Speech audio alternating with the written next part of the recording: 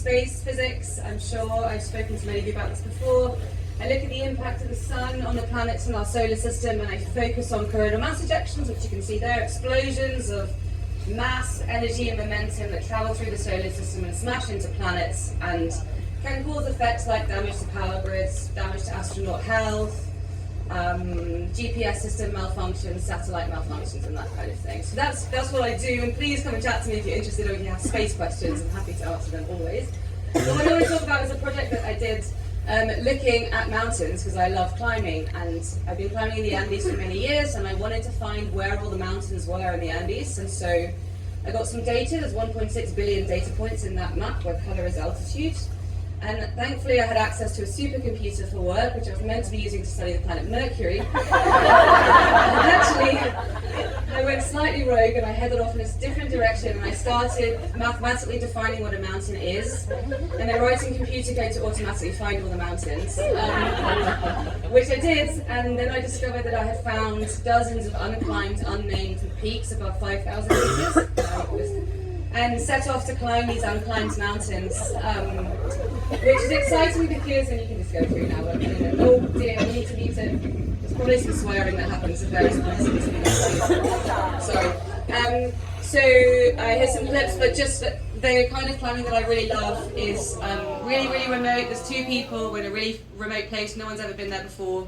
Probably no one will go there again, and that's what's exciting, is that there's no routes and we don't know what we're doing or where we're going or what's about to happen, and I love that kind of climbing because it's a complete disconnection and I'm focusing on if I'm going to survive the expedition rather than what I'm having for supper, so that's nice, and you can just kind of see the environments that we particularly enjoy. Some of these unclimbed peaks, like I said, they don't have any names. We are able to name them. We name them after local features rather than ourselves, so there is no mountain named after me. Yeah, you can just keep going, yeah. And this is just kind of give you a sense of scale. So one day I've been climbing for a few months. We were trying to climb 12 6,000 meter mountains in 12 weeks. We didn't manage it, but that's another story. And I came down for one day to get food and fuel from a little village called Imber in Argentina, and I had an email from the BBC saying, do you want to be an astronaut? And I was like, yes. So I didn't have much time, so I just replied and said, hi, my name's Suzie and I'm a space scientist and I'm in the mountains right now, but I'd love to be an astronaut. And so I kind of accidentally ended up on this TV show, and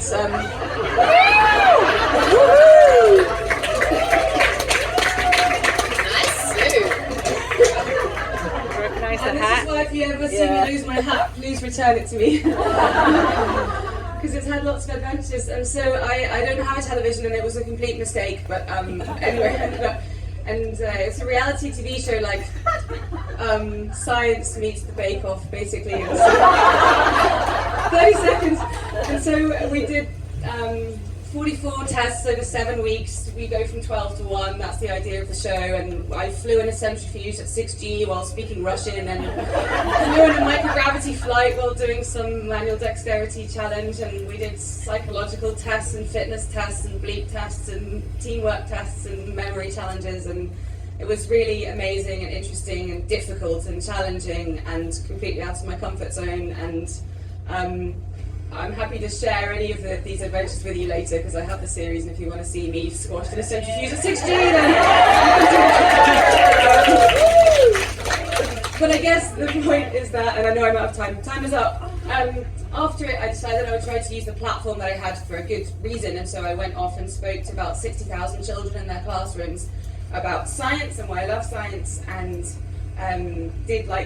spoke at the Royal Albert Hall and did all these really big events, and totally burnt myself out, and now rethought what I was doing after COVID and in a much more tactical way. So if you want to talk about outreach, science communication, speaking in big sort of stages, or if you want to talk about how to deal with the media, suddenly I became a public figure in a way that I'd never anticipated and hadn't planned.